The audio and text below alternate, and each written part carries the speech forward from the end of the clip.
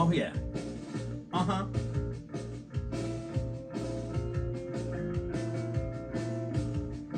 Here we go.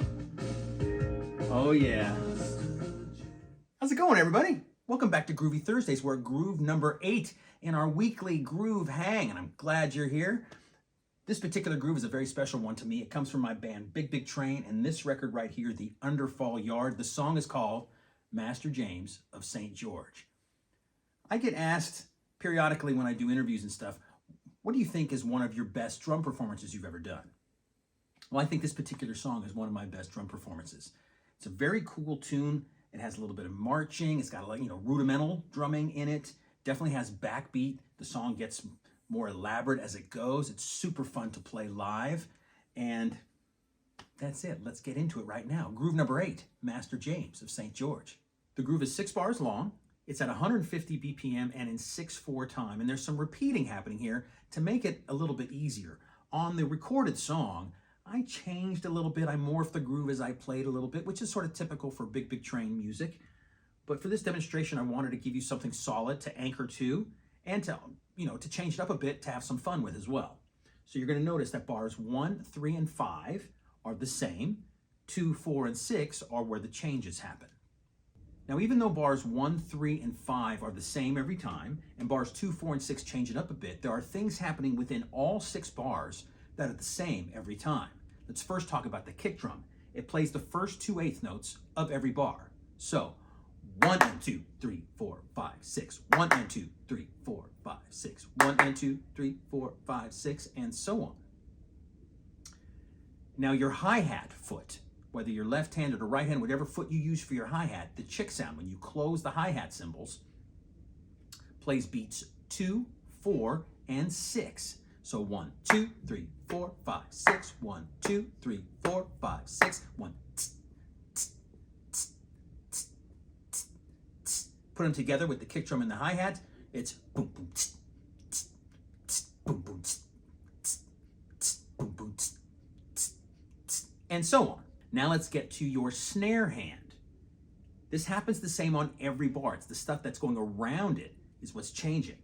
You play the 1 and 2 and, so the upbeat on beat 2, and then you play beats 4 and 6.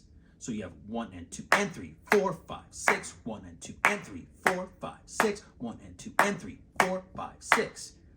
Every bar is the same. Again, it's all the stuff that's happening around it. A really cool way to feel this rhythm is if you snap your finger on the pulse or clap your hands, whatever works, and then try and sing the rhythm. Just this basic rhythm of the kick, the hi-hat chick sound, and the snare would sound like this. 1, 2, 3, 4, 5, 6. Boom, boom, ska, ka, ka, boom, boom, ska, ka, ka, boom, boom, ska, ka, ka. Do that a few times and start internalizing that rhythm. Singing any rhythm, especially a rhythm that's hard, is an absolutely great way to internalize and feel a difficult rhythm. I highly suggest you do that no matter what kind of difficult rhythm you're trying to play. Now for your snare hand on bars 1, 3, and 5, on beats 4 and 6, you play a buzz with your left hand. You're not just doing a backbeat, a nice, quiet, sort of soft buzz in your left hand. Now for your right hand on bars 1, 3, and 5, you're basically just filling up the extra space with ghost notes, the in-between stuff, the special sauce, right? So you play 1 and 2, then you play 3 and, you don't play beat 4, and you play 5 and. 1 and 2, 3 and 4, 5 and 6. 1 and 2, 3 and 4, 5 and 6. 1 and 2, 3 and 4, 5 and 6. Now it sounds a little bit weird when I'm talking about it as opposed to actually playing it. So what I suggest you do is sing out that initial rhythm like I told you earlier, and then start adding in your right hand. And think about it as just filling in the space. But your left hand is just playing those backbeats on beats 4 and 6. Now let's get to bar 2 where it changes it up a little bit. Remember, your kick drum and your hi-hat, foot, and your snare hand are doing the same thing as bar 1.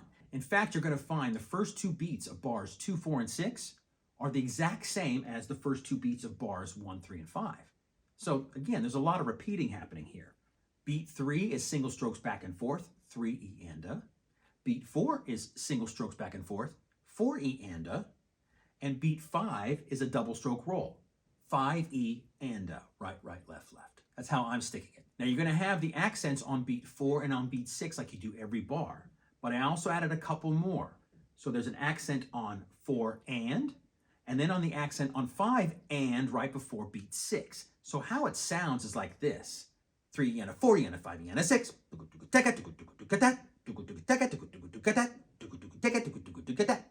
The reason I changed beat 5 to right, right, left, left instead of just playing 16th notes back and forth is that it was a natural flow to get to that accent on beat 6 with my right hand, just to slam it nice and hard.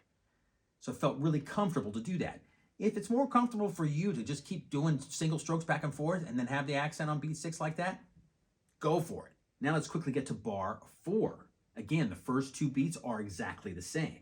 The first 2 beats of beat number 3 are your 2 16th notes. I'm playing them right, left, and then I have a little triplet fast roll, which is just right, right, left. Bop, bop, ba-da-da, bop, bop, ba-da-da, right, left, right, right, left. Then I go back to 8th notes for beats 4 and 5, and the sticking I use for those 2 beats are paradiddle. For me, it's right, left, right, right. And 4 and are accented.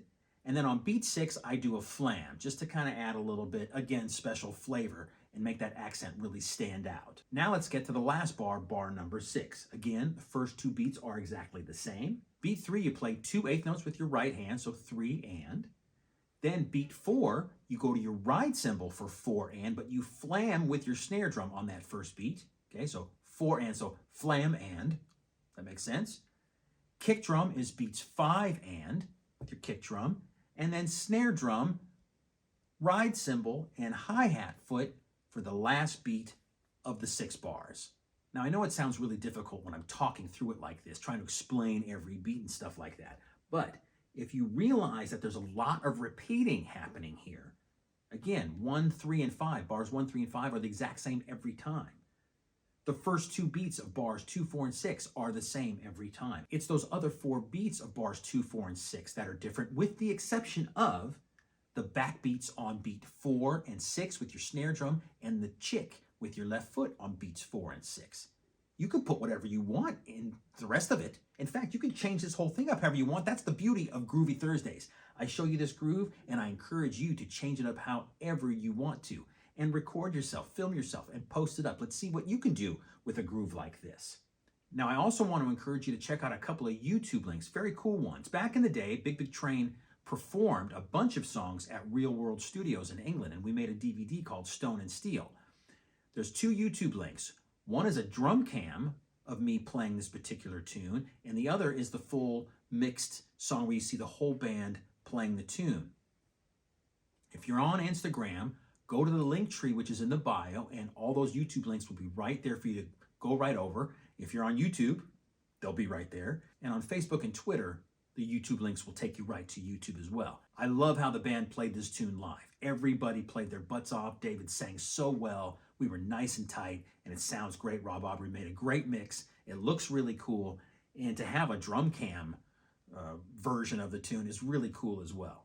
And there you go, everybody. Groove number 8 in our Groovy Thursdays hang. Master James of St. George is the song from the Big Big Train record, The Underfall Yard.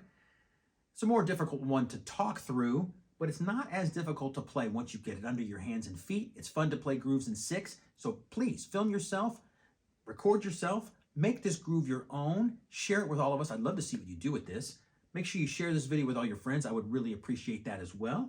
And come back next week for Groove number 9. Cheers, everybody.